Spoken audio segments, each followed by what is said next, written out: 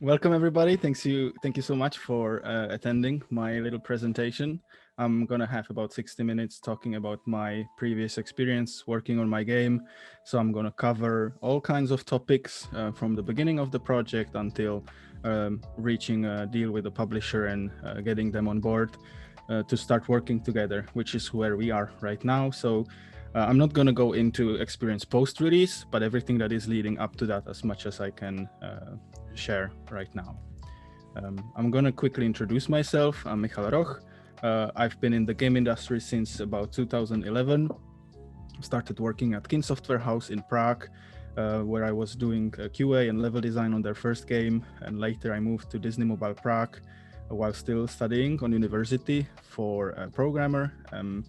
But I kind of felt like I need more responsibility or more career development, which in a QA didn't really feel satisfying to me. So I switched industries for a while and I started to focus on business analysis, and we started a small company with my colleagues from my previous job, and we've been doing process management for Czech clients and kind of helped optimize their business processes in their company. And I've been also involved with the Czech Game Development Association and helping to organize a Czech conference in Prague for game developers for many years. So that was kind of my way to stay in touch with the industry. These days, I'm fully focused on Lords and Villains. I run our small studio called Honestly Games, and I live here in Sweden trying to develop the game in Spelkollektivet with the help of our programmer and hopefully soon also a pixel artist. So that's kind of my experience, and this talk is focused mostly on beginners, on people who are trying to do their first game, really like trying to figure out the game industry, and I just want to share some of my experience. So I'm gonna start. I separated the talk in 4 chapters, and oh right, I forgot. First, I should introduce the game as well. So the game we are working on is called Lords and Villains, and the one-liner we're going with is grow dynasties of medieval families and see them evolve and interact as you build their home. We're really focusing on this experience of a medieval landlord who is taking care of a settlement and trying to bring everybody together. And we are putting forward the local experience, so the relationships of the people over the settlement itself. We're not really doing the economics and building wealth for the player. We really want to put forward the daily lives of the villagers and how they interact with each other as the main source of fun. And it's cute and pixel art, so that's always nice. The game has been in development since 2018. We are gonna be entering early access in first quarter of the next year. And I've been working on the game as a solo developer for almost 3 years. Recently, with the publisher, we have been able to grow the team. So now I'm no longer doing it solo, but that's been the case for several years before that. Yeah, so that's about how far we've come so far. And now the first chapter, the beginning. So since the talk is about building an interest for your game, I strongly believe that that already starts in the beginning before you even have a project, because that's the basis that you can build your communication on. If you don't have a really interesting project, it's always much harder to sell it as much as you try. So I just prepared a couple points about what to look for before you even decide to make a project. And obviously you should choose a good project. So what does it mean? For me personally, I just went with something that at the time I've been playing a lot of Prison Architect, a lot of RimWorld as well. And I really fell in love with that genre. So I just made something that I would like to play that I felt like is missing. And I think I got kind of lucky seeing how the game is developing so far and what interest we are able to build. I feel like it was a good choice, but it was definitely not something I planned for. And if I would be starting a new project, I would try to be much more deliberate with my choice. So what I would try to do is look for something that I'm passionate about first, because the game industry is very unpredictable. And most of the projects you're going to choose for a long time, you're not going to even know if it was the right choice and if it's worth your time, if it's going to lead to anything. And so you still need to maintain your motivation to keep going through it and developing the game, even if it gets difficult. And if you're not even passionate about it, that's very, very hard to do. So I would put that first. It should also be something that's accurate to your level of skill. So I would really look at what kind of technologies you're familiar with, how well you can develop video games. Don't really start an MMO RPG project if you haven't even tried to do a little platformer. That seems to be obvious, but yet I see it all the time. So, and I did the same mistake. We chose like game that is very difficult to do AI for. Our AI has to be very sophisticated, and I've never really done AI. I started to learn this on this project, which resulted in taking a lot of time to do even the simple things. So I kind of paid the price for it. I don't think that was a good choice. Also try to choose a genre that you truly understand, because when you're trying to build interest, you want to move the genre forward. You want to bring something new to the table. You don't have to reinvent the wheel and completely make everybody shocked with the new Kojima project that you brought on the table as an indie developer, but you need to move the genre somewhere. And if you don't understand the genre because you haven't played it enough, so you don't know what's out there, that's always harder to do. Also build on your strengths and work around your weaknesses. And that doesn't really have to be just a professional. It can also be your personal life experience.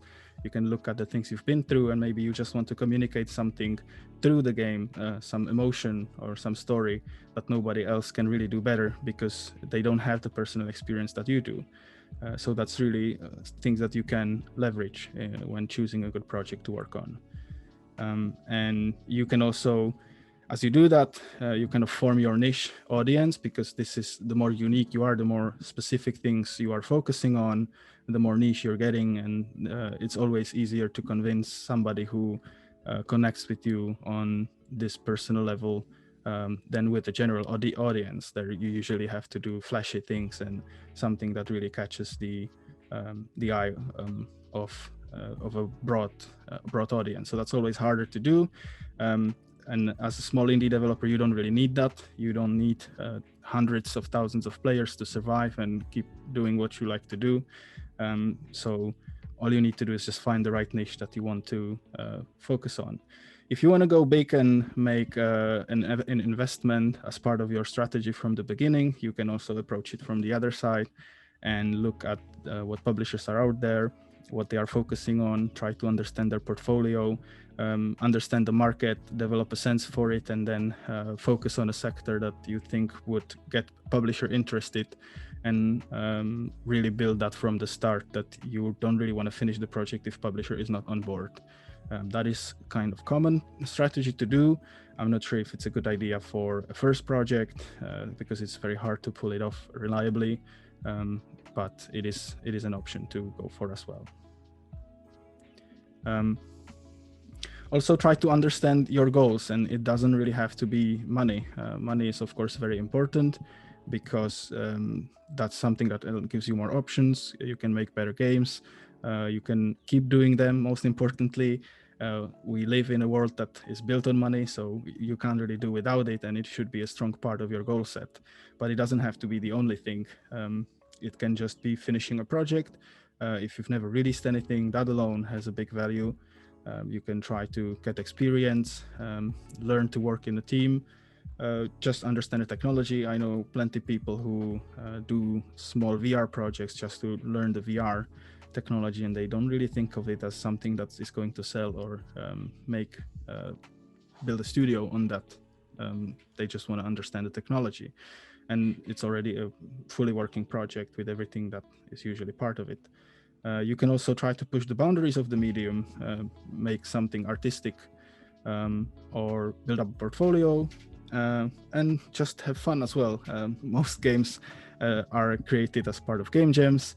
They really don't lead anywhere, but it is in most senses, in the biggest sense, it is a finished project. People are done with it and they're moving on, and they just did it because they wanted to have fun. And that's completely legitimate reason to make games as well. Next thing I want to touch on is, if you have a project and you're trying to think about what should I do with it now, should you have a plan? That's not really like black and white question. There is a nuance into it. I would say many projects end up going nowhere. So spending a lot of time with planning, when you kill the project after a month of working on it, that's a lot of wasted time. You also create a lot of stress, and you remove options from yourself, which is part of the planning process, that you're evaluating all the options and directions you can take it, and you're making a choice. And as you make that choice, you kind of close the door on the other options for yourself. So sometimes that's not really a good idea, because you don't really know where you want to go in the beginning. And good plan takes a lot of time and experience. So you might spend a lot of time trying to make the plan, and then the plan will be, to the large part, worthless, because it's just a learning experience of how badly you've planned, because nothing seems to be working out as you expected. So if you don't have that experience, maybe there's no point in bothering making that plan. You should just go for it and learn, and maybe start with something more sophisticated later. On the other hand, many projects end up going everywhere. If they don't have any focus, you will try a bunch of features, never really think about putting it all together into something cohesive, and having a plan can kind of force you into it. Also, as you remove options, that also means you have a simple problem to think about every day of your life. So it simplifies the whole development of the game, because you just have a set of instructions that you're trying to fulfill, and you're just hoping the plan was good, and you're kind of trusting the plan, and hoping it's going to work out in the end. And you can also argue that even if you don't have that experience to make a good plan, you can still make a bad plan and then learn from it, because it gives you critical feedback of how you are thinking about the game development, and you're writing it down. And then you have this option to do a retrospective look at the plan and compare what things didn't work out, and learn from that, which you wouldn't be able to do otherwise. So having a bad plan is also better than no plan. So I would personally say, in the beginning, if you don't have a lot of experience, don't spend too much time on it, but still try to do it at least a little, and then go into bigger detail if the project keeps working and you want to take it more seriously.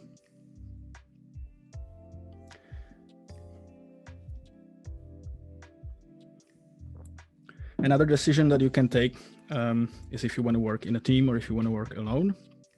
I've been working alone for almost 3 years, and it's been working out pretty well. So I would say it's definitely possible to work alone, even on a big project. There's been plenty of successful games being done this way. It's more of a restraint on the developer rather than the game alone, just because it's going to take a lot more time and a lot more stress that is being just on one person. But working in a team is not all great either. There are downsides to it as well. Communication takes time. You are running a risk of design by committee. Many times when you are working in a team, there is some kind of a rev share, or not like a traditional relationship of employment in indie teams. So you have to pay extra care into making sure that everybody has their influence over the design of the game, not just over the responsibilities of their position.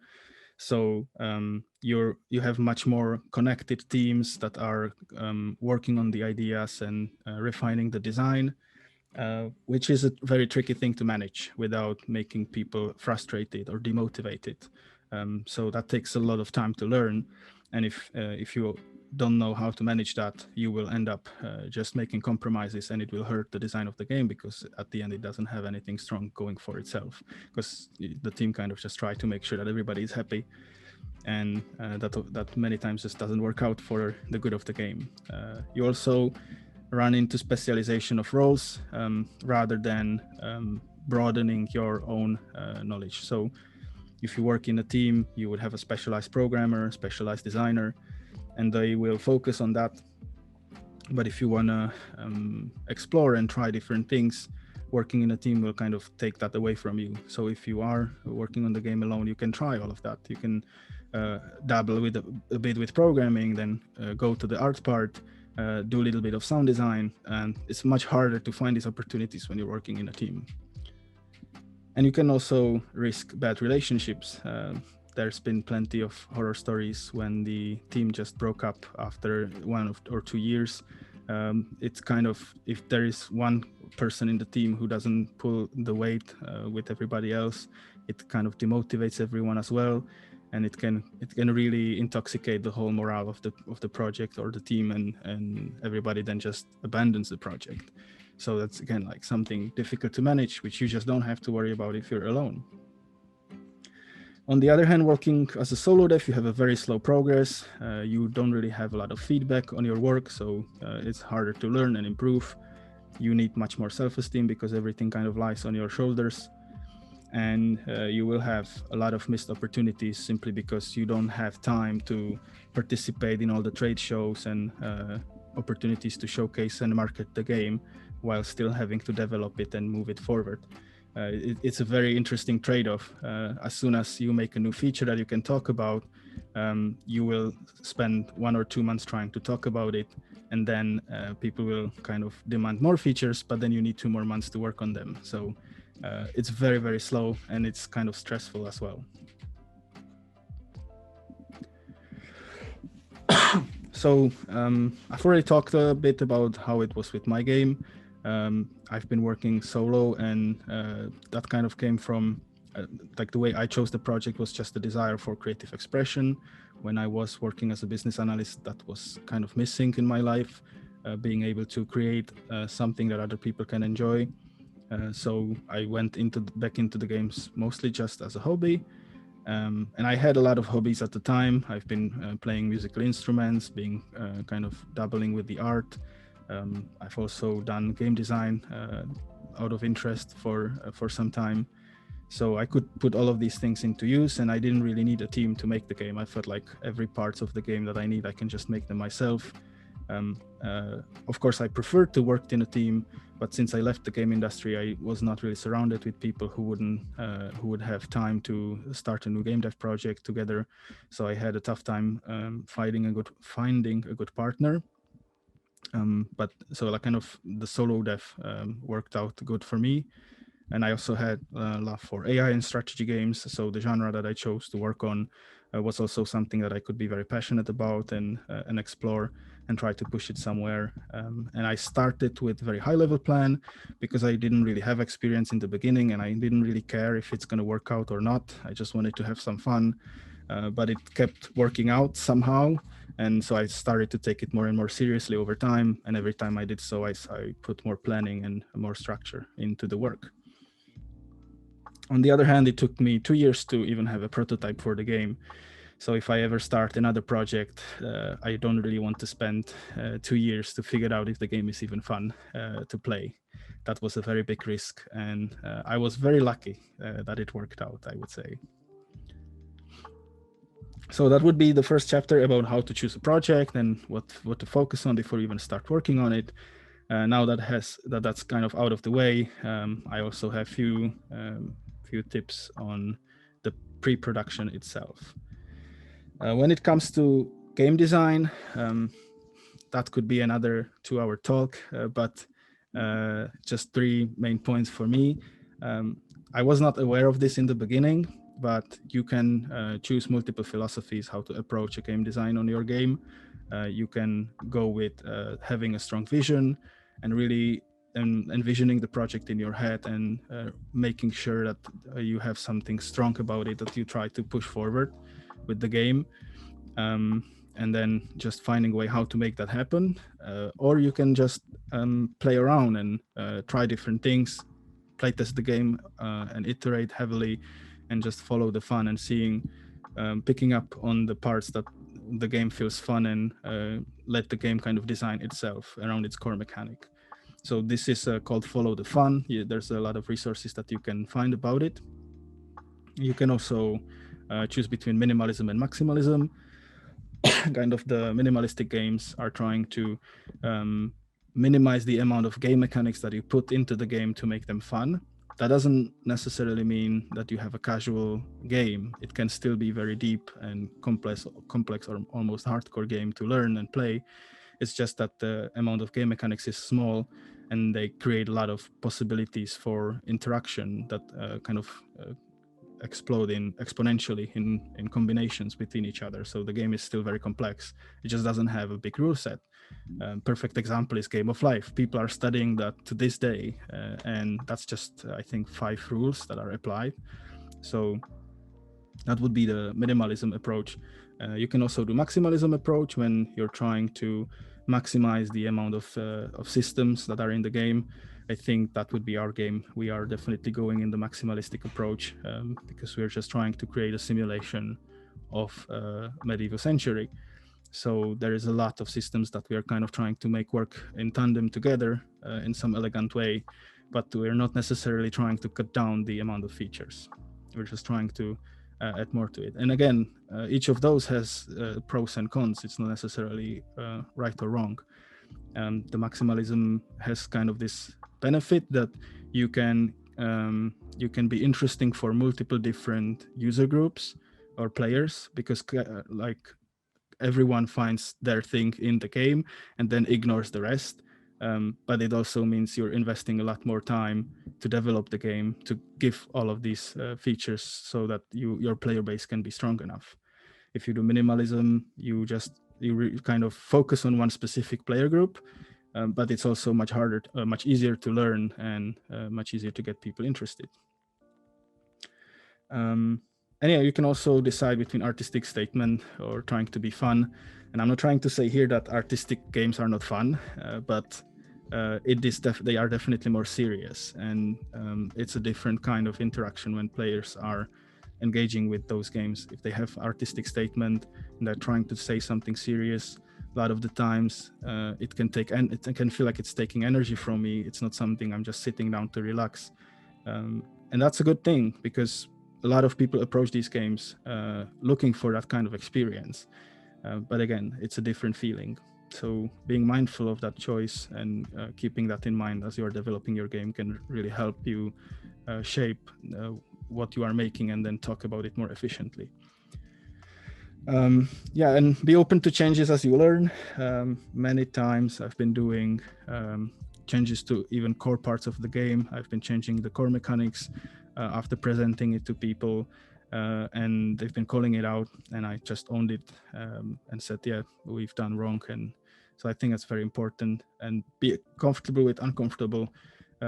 You don't really have to know from the beginning if the game is going to be fun or worth pursuing. You can take your time figuring it out.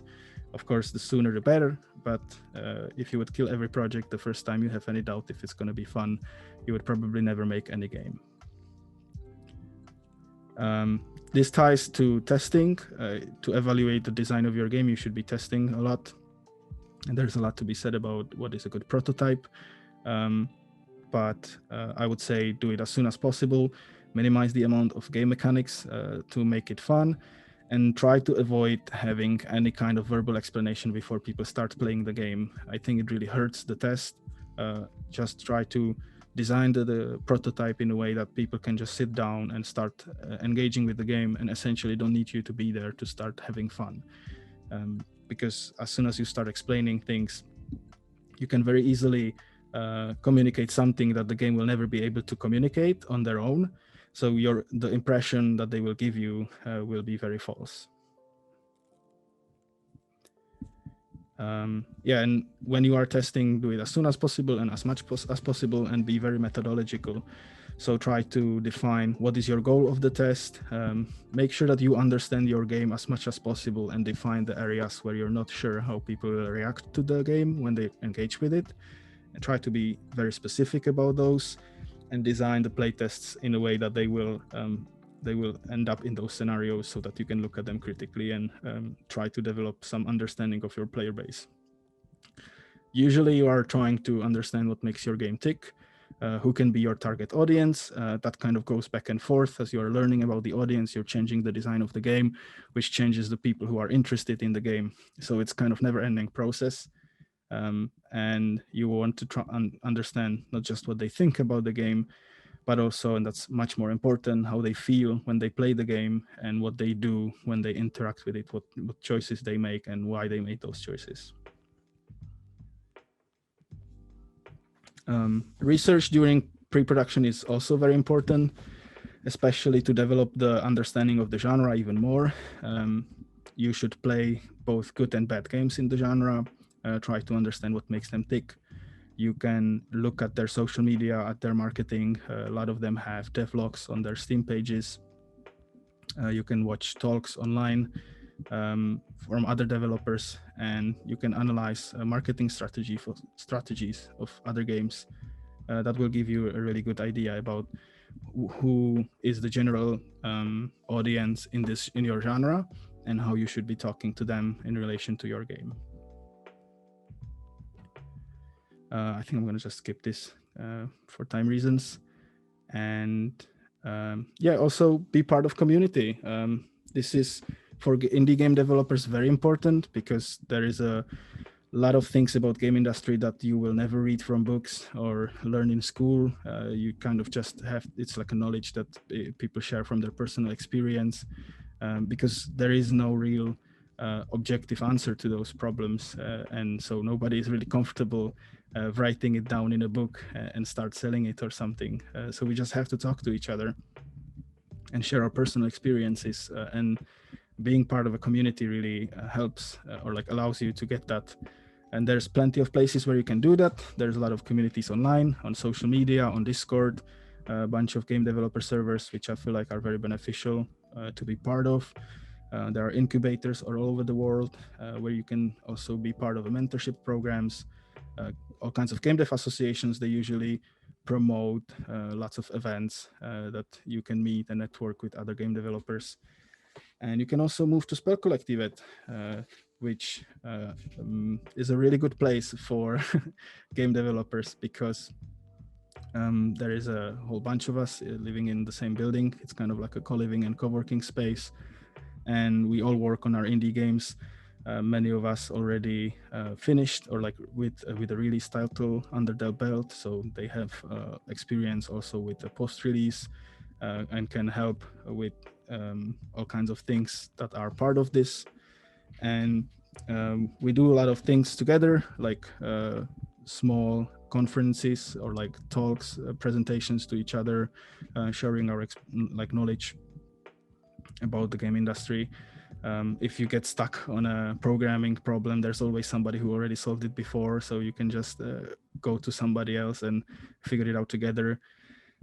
Plenty of networking. It's very surprising how well the game industry is connected, because people who come here also know a lot of others, and really the networking is very strong here.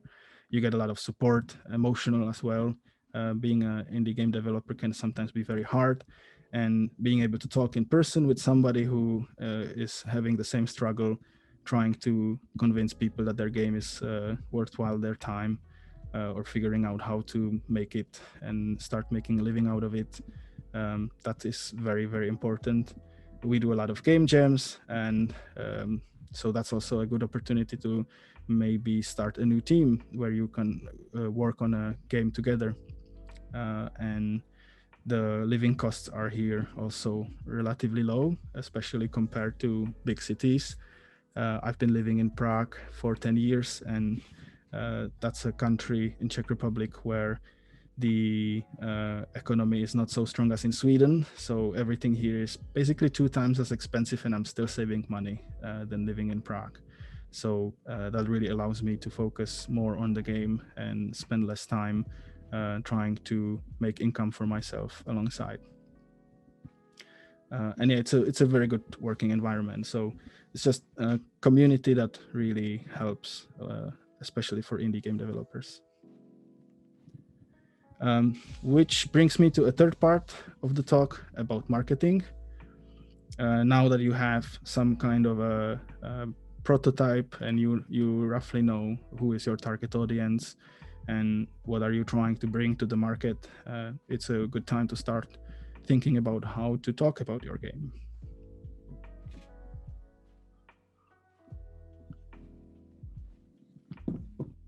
And that ties to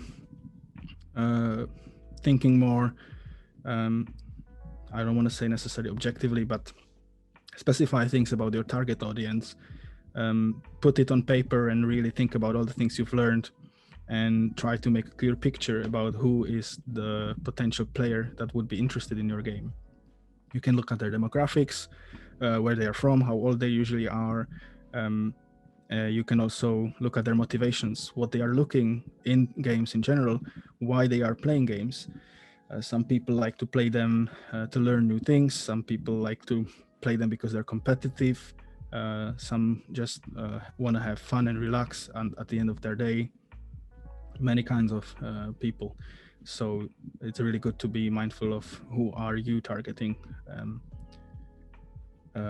Different play styles as well. I'm sure many of you have heard of the standard classification of explorer, killer, socializer, and I forgot the last one. That's just like the surface of it. There is a lot more into it as well, and different personalities of the player as well. It's great to understand the connection between what type of person they are and how it ties to their motivations and play styles in games, because that can really help find the right message that you want to share in your marketing to connect with them. Yeah, and what kind of genres also they like to play. You're not trying to understand just who they are, but most importantly, how to talk to them, how to get them interested, how you should start talking about the game, what should be the next stage of your communication once you've got them interested, and really pull them together. And one of the most standard ways of thinking about it are unique selling propositions about your game. And I would like to start with this question, if you even need them, because it's a kind of a buzzword that's being thrown around. Seems like it's very important. And I'm not so sure if you need them, because there's plenty of games that don't have that much unique about them and are still very successful.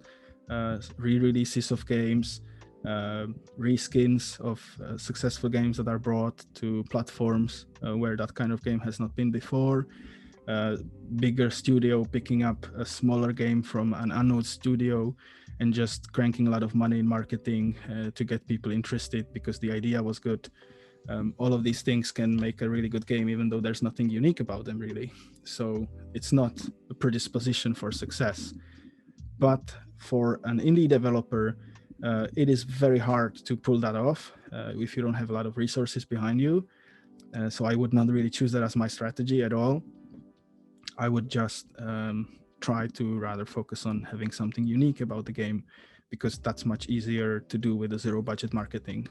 So for any developer, definitely, I think you need unique selling propositions about your game. But it is not as important as it might seem. Many games have unique selling propositions, but they just don't sell them. They might not even be aware. The developers might not be aware that they have them. So you can at least look at your game and think about what is unique about my game, what I can point out.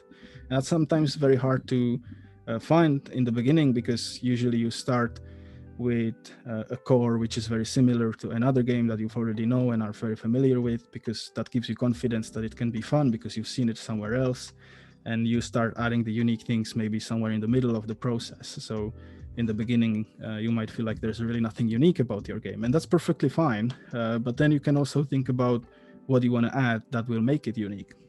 So just don't underestimate that.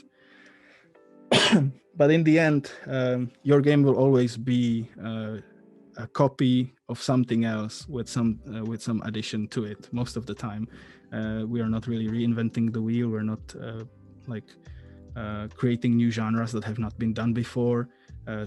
I would say most of the genres have already been discovered, and we're just doing combinations and iterations on them. So no matter how you're talking about the game, there's always going to be parts of it that will say, this is that game with this little twist. You know, you would be always able to say that about almost any game. So I would say from this perspective, innovation is kind of overrated. Once you start thinking about it more critically, you will realize that a lot of games don't really do that much unique things, and they are still very successful. Because the silver lining, or like the bottom line, is that it's not really needed to make people interested to be like super unique and super innovative.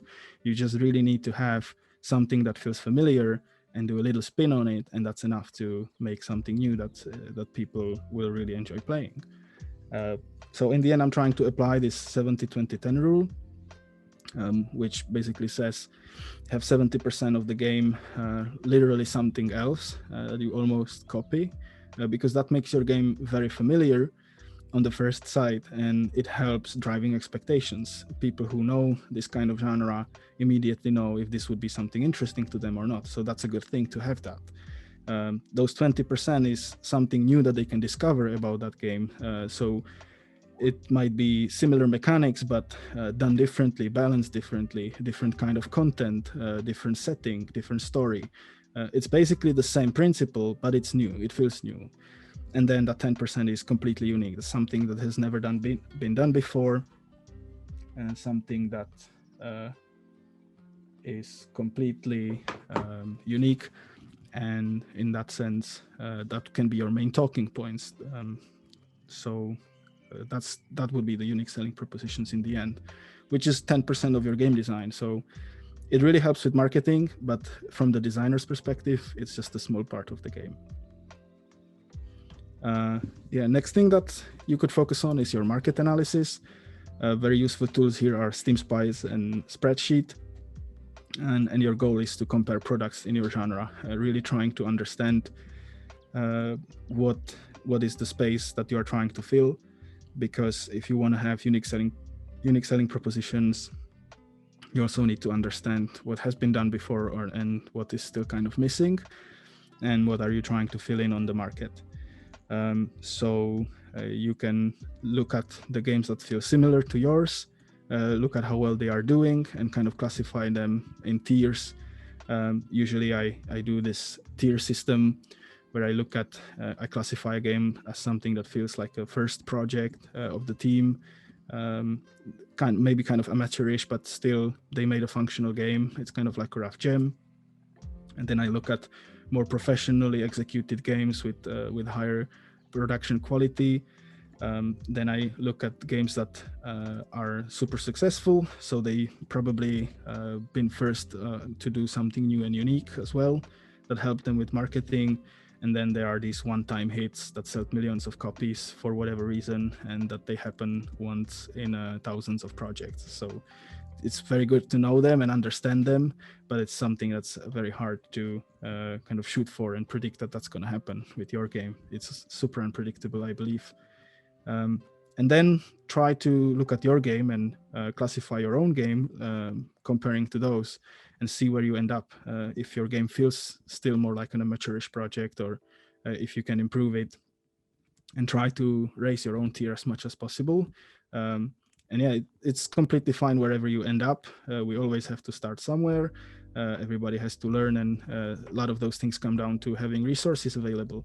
If you don't really have money, or somebody in the team with years of experience producing beautiful art for the game, no matter how much you try, you're never going to get that, and that's perfectly fine. But it's good to be aware where you are and adjust your strategy with it.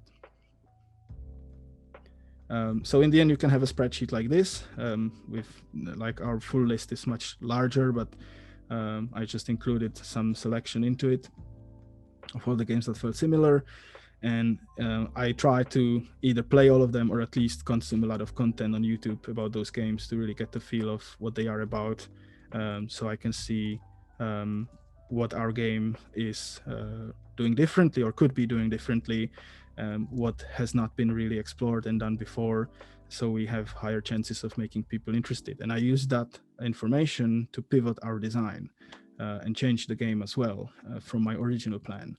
Because it took me 2 years to make a prototype, so my original idea, before I even got to playable state, all of these medieval simulator games started to come out, and I felt like we're not really doing anything unique anymore. So along the way, I just decided to pivot and start changing the design as well, which is a good thing. I think doing this market analysis and constantly following what's happening is very important if you want to come on the market with a game that will bring interest of people. And then you can start forming your communication strategy. Understanding your target audience helps you find the way to talk to them. Just be mindful that genre is very important. It's kind of the first thing that people are usually looking for before they decide if they want to pay more attention to your game, but it's not going to sell it.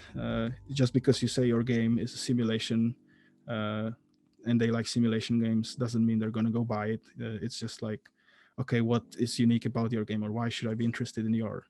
So understand that it's a good starting point, but then immediately have some hook that will make them not just interested, but also invested, and get some kind of mailing subscription from them, wishlisting the game, all kinds of ways to make sure that you can stay in touch with them after you've got them interested. Test your marketing a lot. One of the best ways is going to conferences and having people approaching you and then kind of pitching them the game in 5 minutes, because you can see how they react to your pitch and what kind of things work the best. And that's a very good feedback that is otherwise very, very difficult to get. When you do like social media, it's super random.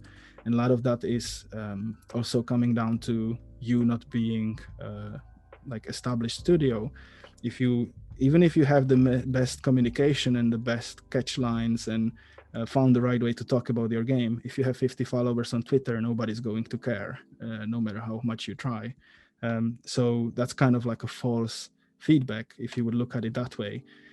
On the other hand, if you have a large following, you can already start looking at which tweets have been doing better and which worse, so you can start getting something from that. But especially in the beginning, there's really no way you can test your marketing this way. So you really need to talk to people in person and get this feedback from their reaction. Always make sure to put gameplay first. That is by far the most important thing as an indie developer, I would say. But that's my personal experience with our game. It might be different for other genres. And yeah, on your decisions and welcome feedback. I think I've already talked about that in the design part. It's basically the same thing. Building a contacts list, I'm going to skip this. I'm just going to say Chris Zukowski has a lot of GDC talks about this topic. Really, really recommend checking them out. They've been very, very helpful to us as well. And some data. So this has been our Steam impressions so far. A couple events happened after we launched the page. You can see it drops down very quickly. And then we've released the demo of our game, which boosted not just short term, but it kind of picked up interest on the Steam algorithm, because suddenly after the initial boost, the Steam started to show our game more overall, like in general. So we started to get more out of Steam discoverability itself just by releasing the demo. So I think in that way it helped us a lot. It also allowed us to participate in all kinds of events, which most of the time require some kind of a playable version. A lot of the games deal with it by having it available just for the weekend. And in our case, we kind of just had it and we could just submit everywhere. So that helped us in many ways. We've also managed to do cross promotion with Warhorse Studios. So that tweet kind of helped. And then we had a big YouTuber who made a content about the game that had by far the biggest conversion to wish lists from anything we've done so far. So for our game, at least, having YouTubers playing the game, I think will be super, super important. We've also participated in the Autumn Festival on Steam. That done something, but comparatively not as much. But I would say that was in a time where I couldn't really focus on it. I didn't do any additional marketing alongside with it. So I don't want to treat this as something that classifies Steam festivals as not really helpful. And then we also had Czech and Slovak games sales event on Steam, which brought also really big conversion list.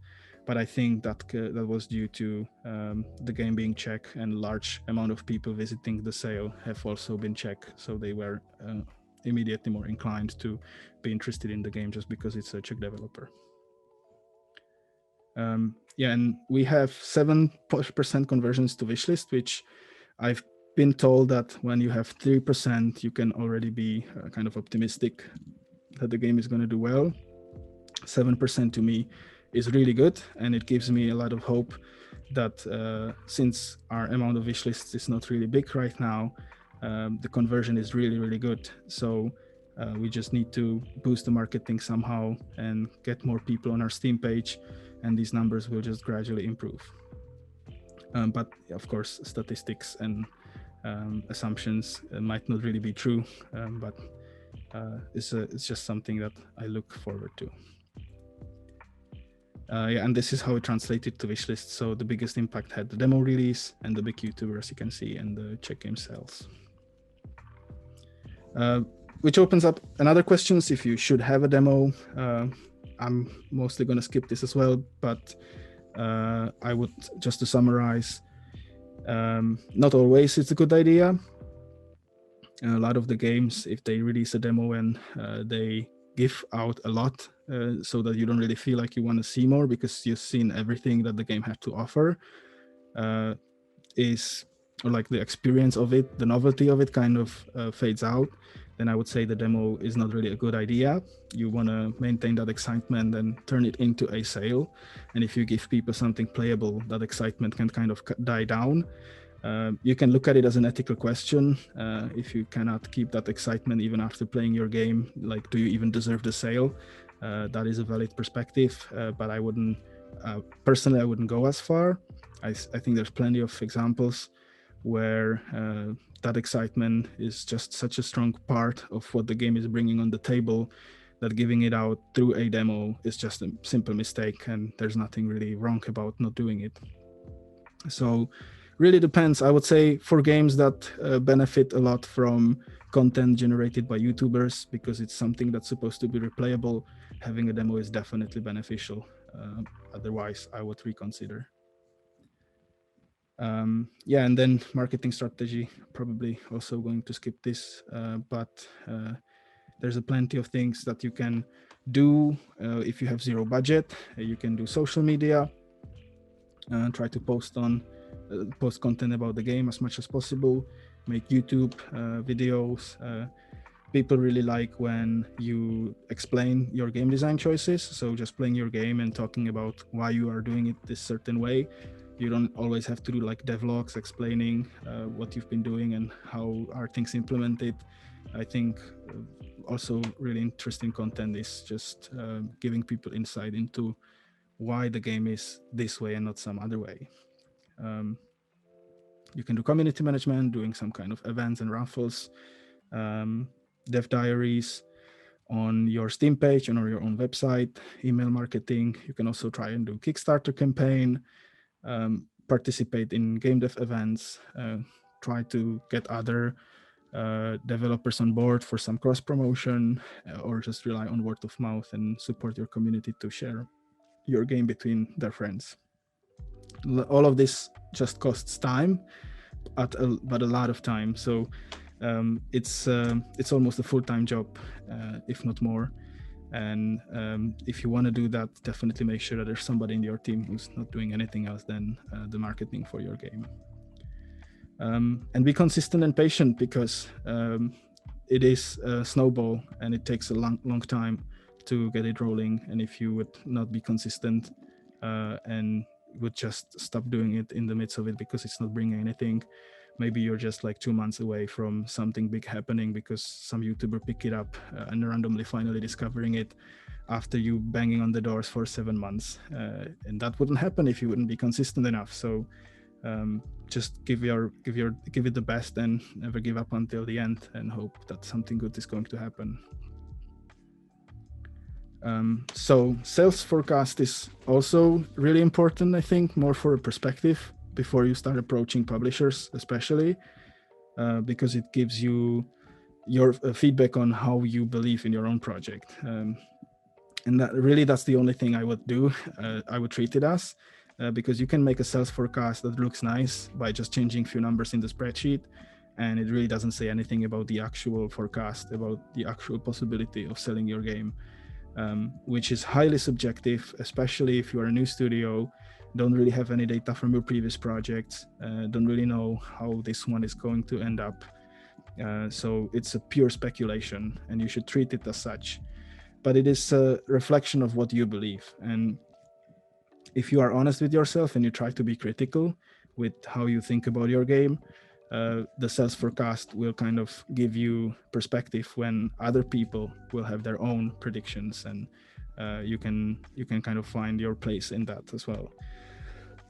and it can help with decisions on how much effort you should put into it. So I would say it helps a lot to have it, and it's kind of like an exercise in planning as well, and understanding the market of indie games.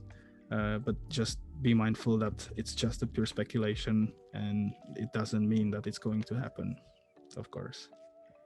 And learn about the Steam formula, because it's not just Steam taking 30%. There's chargebacks, there's VAT, other kinds of taxes on top of it. So it's a little bit more complicated formula than it might seem.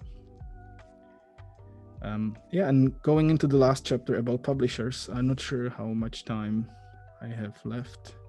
Cool. We're good. Yeah, nice. So I would start with a question: if you even need a publisher, do not go for a publisher if all you need is a marketing, because there's plenty more benefits than that. And I would say you would always have to give away too much if all you're getting back is the marketing. I think from the publisher's perspective, it's not even worth doing a project if all they can help with is marketing, unless it's a safe bet and it's kind of like you already know it's going to succeed and they just need to boost it a little bit. Because or like a lot of publishers will just refuse working on a project where all they do is marketing, and they just recommend marketing specialists who take a cut from the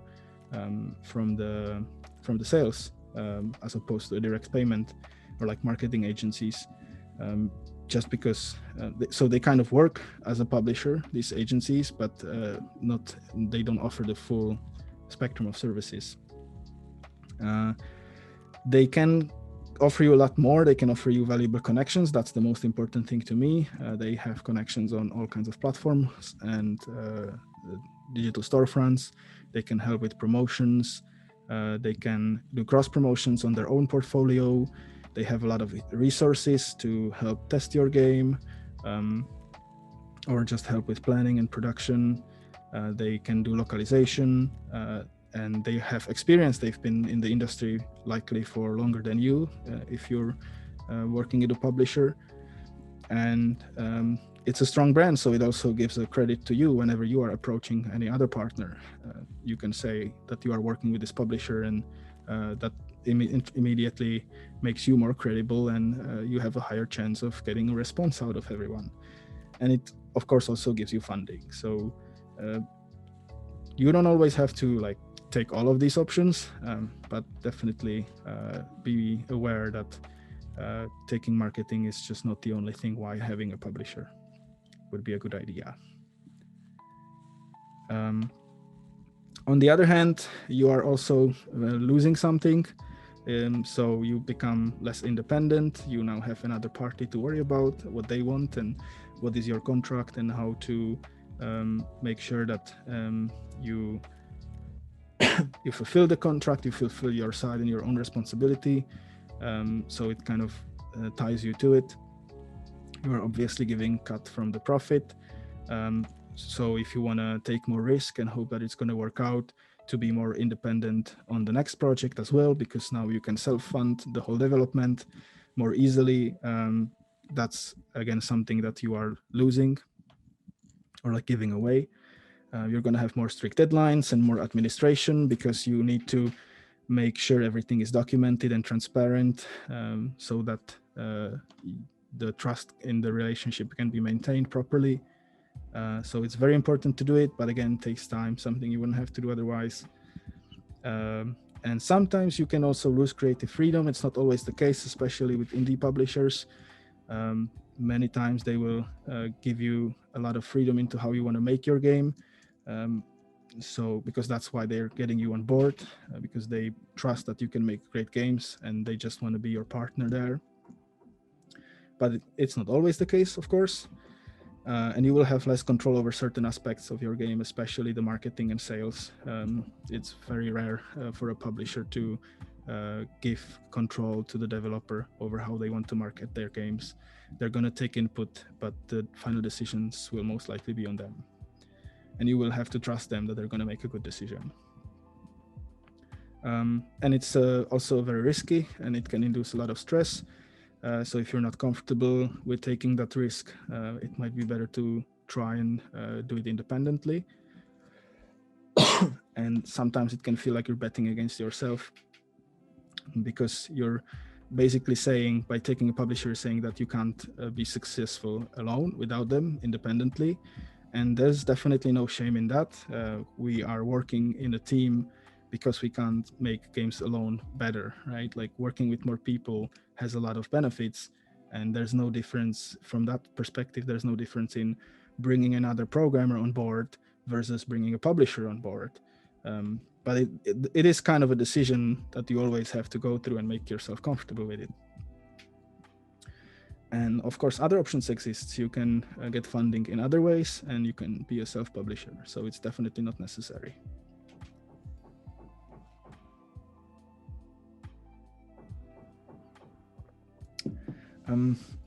Another question regarding publishers is when you should start looking.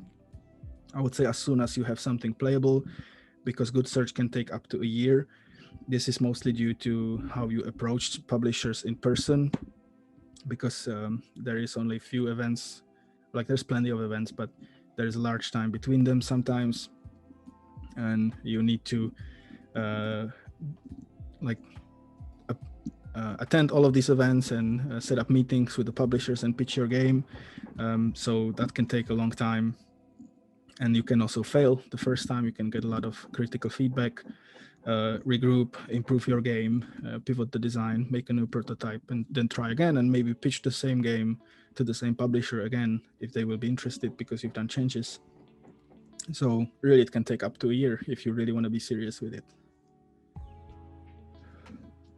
So, as I already said, in-person pitches have much higher success rate, because you're not really selling just your game. You're also selling your team and your competence to make good games.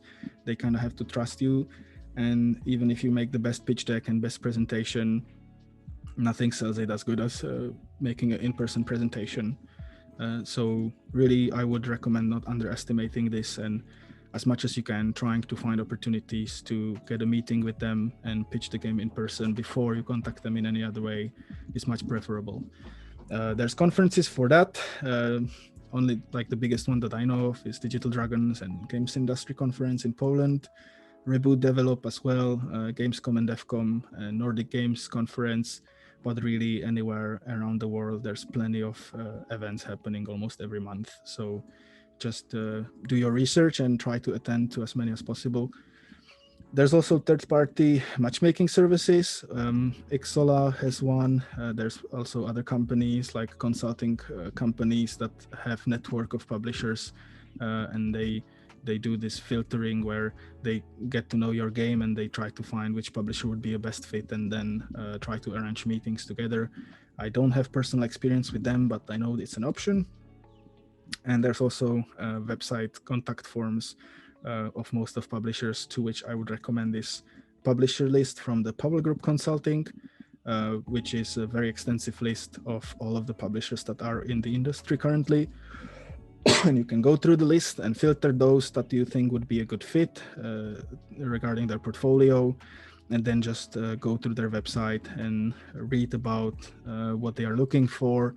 And most of them have a recommended way of contacting them. You can submit your pitch deck with all the materials that come with it, and then wait before they test your game and hear back from them. Sometimes you get an answer even if it's a negative answer. A lot of the times they will just not even get back to you, because they get a ton of submissions through this way. So again, having in-person pitches, even if it fails, at least you have the opportunity to get feedback. A lot of the times, if you just send them emails, you're not even going to hear back from them, so you're not really going to learn and improve for the next game. And what do you need to prepare? I would really recommend finding a mentor who has experience looking for a publisher with a game, and try to get a lot of feedback from them, because every game is different. It should be pitched in different ways, and there will be things that you will never think about, even if you spend months studying, pitching, and preparing the best you can. If you've never done it, there's going to be a lot of things you're going to miss. So it's very important to find someone. You can talk to your friends in the game industry and hope that somebody's gonna have that experience and will be willing to invest time. If you don't have that option, you can also find the consulting companies or like people who are out there helping with finding a good publisher and pitching to them. They can help you refine your pitch deck as well. Also prepare a detailed production plan and cost estimation. It is very hard to change the cost of development after you started talking to a publisher. So I would say you should have that prepared before you even talk to anyone. And to make the best prediction, you really need to go in detail. So that's the point where you definitely need a plan and as detailed as possible to estimate how long it's going to take, what would be the salaries for people working on the game, how much money you need to recover the full development cost for the game, and some reserves on top for recoupment and all of that. That's part of game development process. Make sure that you have outstanding pitch deck. Try to be short, on point, and not boring. So remove anything that is going in too much detail. Nobody is going to spend a lot of time on the pitch deck. They're going to spend time on playing the game and then talking to you. So you really need to be on point and make sure that the important parts are visible first. Show as much data as you can, because that's the only thing that people can really support in thinking about what is the likelihood of this project being successful. So anything that you can share about your social media presence, if YouTubers already played the game, if you have some wish lists already going on, Patreon, Kickstarter campaign, any like hard numbers that you can share are very valuable. Do not underestimate how the pitch deck looks. Get an artist making the pitch deck beautiful and in the art style of your game. It really goes a long way. And make your research on pitching. There is plenty of resources as well. And making a good pitch deck can take up to a month to prepare. It's surprisingly a lot of work, even though in the end you just have 15 slides. Making the decision what to put in there and how to present it in a good way with getting feedback and iterating on it is really a lot of work. And I would recommend doing a small test run first. So first publishers you talk to, try to pitch them with the pitch deck you have and iterate on the feedback before you approach anybody else. You can also research your publisher. Most of them have resources on their website about what they are looking for, what is their strategy to push games on the market. Many publishers have different ways, not just in the way how they form their portfolio and what kind of styles and genres they're looking for, but also how they market the game, if they rely more on paid ads or if they rely on community management or YouTubers or press. There is not just one way to go, and publishers usually have their preferred way. So that's something that you can research as well by looking at their games, how they have been presenting them to players. And it can help you learn how to make them interested. I'm not sure if it's necessary to kind of tailor pitch to every publisher you talk to. It's very time expensive, and in the end, there is a space to talk about the details if you get them interested. So maybe in the first stage, it's not as important, but at the very least, it can help you refine your own pitch deck. So I would recommend making that research. And also consider doing Kickstarter campaign first. It's a good way to test the interest of people, and it gives you hard data that you can show to a publisher. It gives you money to sustain until you find a publisher, so you can really take that year to find a good one. And so overall, it's a really good first step.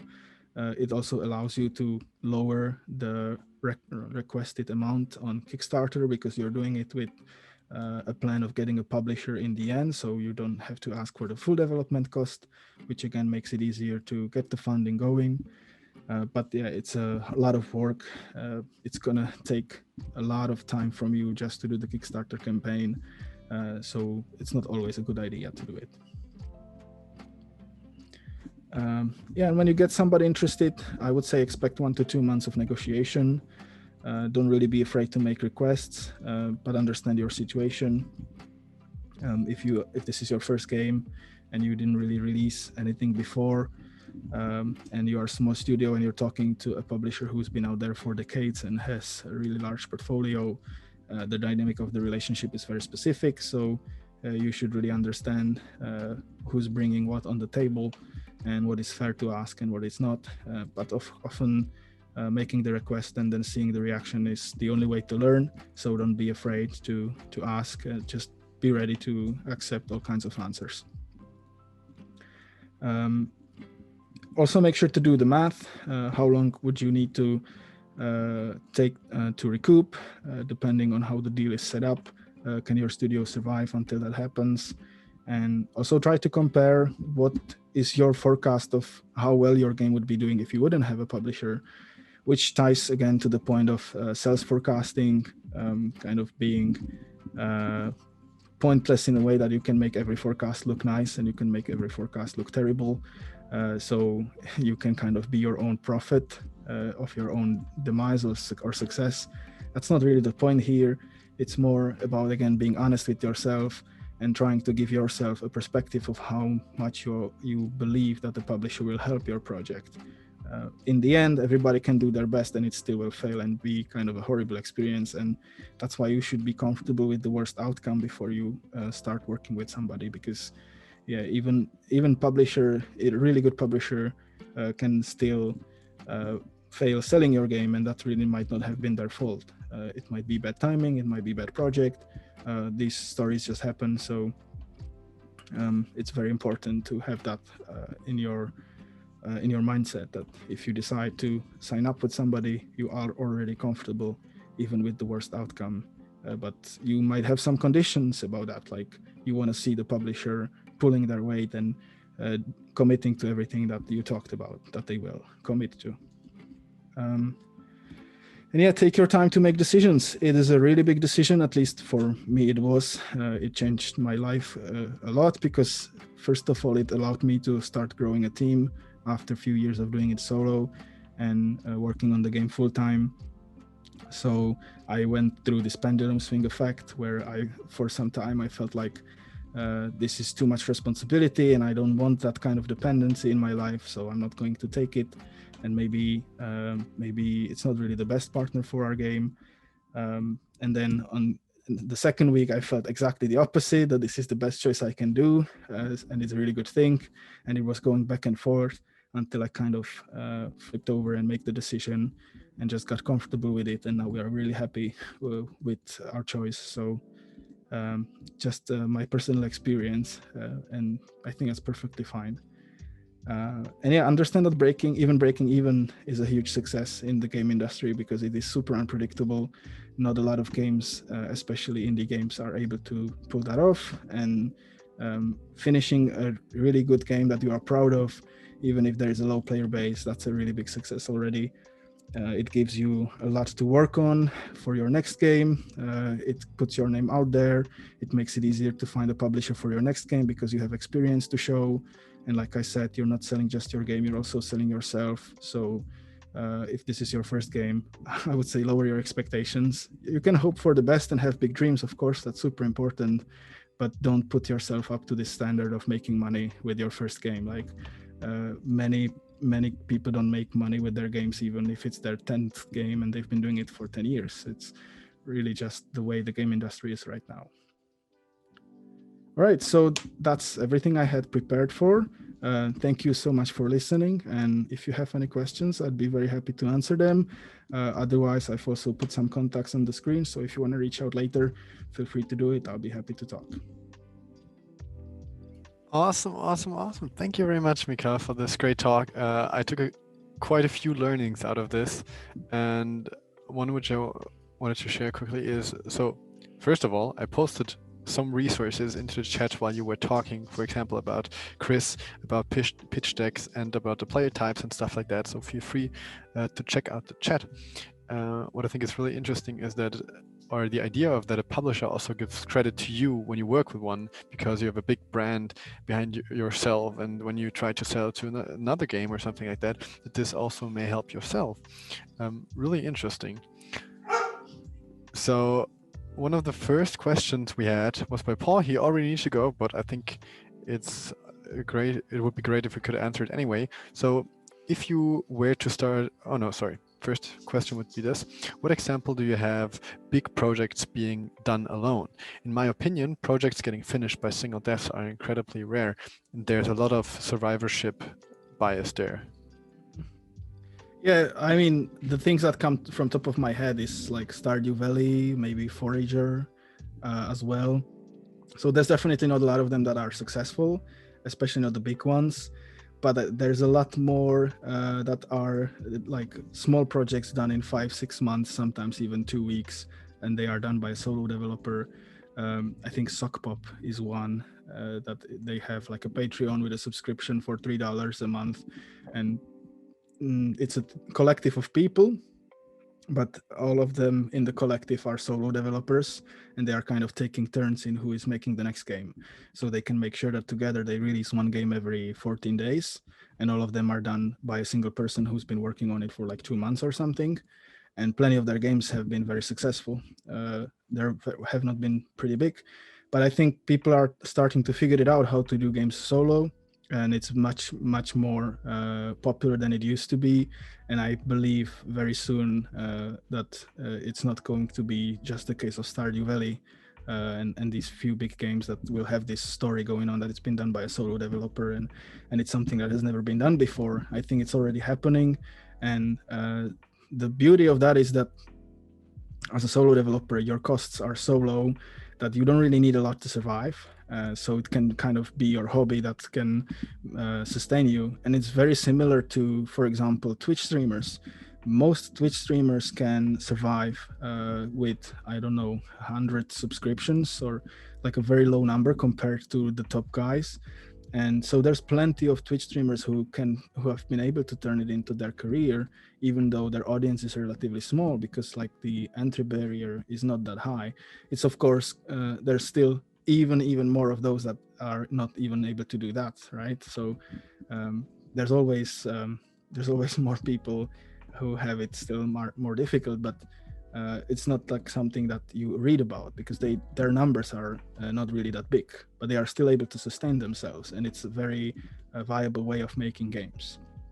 I think that's a very interesting comparison to the Twitch streamer. I also lately wrote with he's also known in the indie scene in Bavaria, where we're at DVR, he's called, and he's making assets and for just assets for games, blueprints for the Unreal Engine and stuff like that. And he could sustain himself for the last 3 years because, as you said, living costs, if you're working on your own, may be quite low. Next question by Paul would be, if you were to start a side project, how would you choose the scope? So the hours invested per week and the hours invested in total. Depends on your situation. If you have some money saved up, definitely go full time. But if you don't, as much as you can, I'm not sure. It's very hard to say. I would like maybe minimum that is worthwhile working on a serious project. If I'm talking about a scope that is like 2 years to finish, I would say 20 hours a week is the minimum that I would go with, because then you're reaching the point where you're forgetting what you've been working on by the time you get back to it, and it's very, very slow and inefficient. So then something that could be done in 2 years suddenly takes 6-7 years, and that I feel like is too much to commit to something that's going to take so long, especially because the game industry in 7 years will change so much that like 3 years later you're just done with the project because you realize that this has been done before or something like that. So yeah, looking into like trying to compare if you invest 10 or 20 or 30 hours and trying to understand how it translates into your efficiency and how long it's going to take to finish the whole project, and finding balance there, I think it's a good perspective. It sounds like that you would say that consistency, as you said, for social media and marketing would also be important, or is also important for development itself, right? Yeah, I think that's one thing that is super easy to underestimate when you're committing to a project, that, oh, I'm just going to develop the game and I'm going to be programming 20 hours a week. But that might be true in the beginning. Once you start to take it seriously and you really want to get it off the ground, suddenly you have to do another 20 hours a week of marketing at the very least. And if you've committed to only 20 hours a week, that might suddenly be a really big problem. So again, maybe you're working in a team and then it's perfectly fine, but yeah, it's hard to make right prediction of how much time you will need to spend if you've never done a project before. Michael asked, Spellkollektivet is a really cool concept, but is it rather unique, right? Or are there like more places than that? I don't really know if there is a place specifically like this one. I know game developers who kind of get together and travel to a different country and rent a building together, like flat together, and live there to work on their indie games. I know that's a thing that's happening, but that's not really like a company offering a stable place for people to come in and out of as they need. So in this way, I don't really think there's anything like Spellkollektivet yet. Yeah, but the thing you mentioned, like doing this on your own, sounds like fun too. I might have, like, when it comes to co-working spaces in general, we also got some in Germany, like the Saftladen in Berlin or Werk 1 in Munich, I think. But these are now co-living spaces, so that's a bit less, I would say. Yeah, co-working spaces are very common, but co-living, like pairing it up with co-living, I don't think that exists outside Spellkollektivet. Yeah, I don't know any either. Not yet, at least. Maybe this will come. I heard they are building something in another Nordic country, which is called Pixel Land. But I'm not quite sure how this will work. Anyways, Arthur asked, did you pay for Steam Spy Premium or any analytic tools? No, to be honest, I'm not even aware that's an option to pay for something premium. So no, I just done guerrilla research. I think most value you get from playing those games and just getting a sense of scope of how big they are is enough in the beginning. I personally don't see a lot of benefit until I am like established studio, making enough money that I can really look into bigger detail and focus on sales management as like something we want to treat really, really seriously. Otherwise, for the first game, when I'm not even sure if it's gonna sustain us for the next game, start paying for subscriptions and investing extensive amount of time into analyzing sales data doesn't really gonna change much for us. So with what engine and tools do you use for your game currently? We're using Unity, and as far as tools go, Sprite, and I think that's it. We don't really need anything else. We don't use plugins for Unity, like external things. That was mostly because I wanted to learn a lot with this project as well. So I specifically avoided installing anything external because I felt like now that I don't have opportunity to try to make it myself and improve as a programmer. So that was just my personal choice. Right now, I'm no longer doing programming. So if our programmer will want to use them, I will not stop him. But otherwise, not really. When it comes to marketing, you talked about that earlier. The timing is important. Do you have anything you keep track of when it comes to timing, like times you post your tweets or times you post information in general? Or Yeah, I would like to, not really though, because I didn't have time to get systematic with this. But I know there's plenty of things to really time well. Steam events, know to prepare some campaign that goes along with it. Time your marketing along the releases of your game. It's very important to get maximum of wish lists as close to release as possible, but also give yourself enough time to get them. So this is like a time to balance as well. If you get somebody to wishlist your game and then it takes you 2 years to get into early access, very likely that person will forget about your game, and that wishlist is just as worthless as not having it at all at that point. They will get still the email about the game, and maybe they will remember, but they forgot why they got excited. And so, yeah, maybe I'm being too harsh when I say it's worthless, but yeah, it's definitely not as easy to convert it into sales. You still need to do some convincing for them if it's been already 2 years. But if they wishlist the game and 3 months later it comes out of early access, it's much easier because they still remember why they liked the game, and they remember how it felt to get excited about it. So you want to kind of time that, but also it takes a lot of time to build on wish lists, and it's the snowball effect. So if you again, if you have a publisher and who's able to do a big marketing push and has partners that can leverage that, you might be able to pull that off 3 months before release. If you're a solo developer, I wouldn't really make that, or like us indie studio without a publisher, I wouldn't really make that as part of my strategy. I would start talking about the game as soon as possible and as much as possible. And because the fact that you have thousands wish lists and people already talking about your game will increase your chances to make other people discover your game even more, and that's way more important than having that wish list 1 week before release. So it's kind of, again, a trade-off you're balancing, and that's a big part of timing. There's also all kinds of hashtags on Twitter that are happening in specific times, so being aware of those, trying to align your strategy around holidays, and do thematic things like Halloween things, Halloween updates, or anything that can really like ride the wave of what is happening in the world. Positive things, of course. So yeah, that's usually a job of a marketing person, and if it would be a full-time job, then I would be able to make a calendar and follow it, but yeah, not always possible. Yeah, definitely a lot of things you can do when it comes to marketing, also when building up communities and stuff like that.